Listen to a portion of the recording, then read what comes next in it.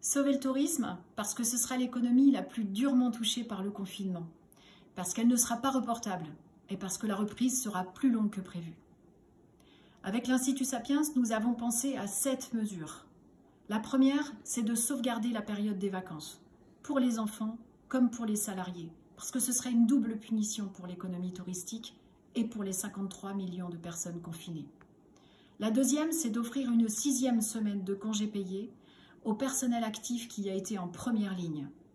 Ce serait bien mérité et ça soutiendrait l'économie touristique. Et puis ces primes d'activité dont nous parlons, nous pourrions les proposer sous la forme de chèques vacances. Ce serait directement affecté à l'économie touristique française. La troisième, c'est de rétablir progressivement l'ouverture des frontières, avec un contrôle des populations, bien sûr. La quatrième, c'est de privilégier l'hygiène et la qualité. Ne pas casser les prix, mais investir dans la rassurance du tourisme.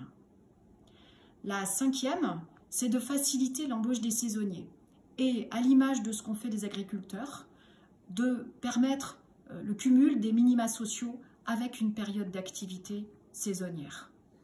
La sixième, c'est de favoriser la répartition spatiale et temporelle du tourisme. Bien sûr, en favorisant le tourisme rural, le tourisme de nature et en permettant de planifier mieux les flux touristiques grâce à l'ouverture des données touristiques institutionnelles. La septième, enfin, c'est ne pas collecter la taxe de séjour cette année ou de l'affecter à un impôt comme la contribution économique territoriale qui permettrait aux professionnels de tourisme d'avoir un peu plus de trésorerie.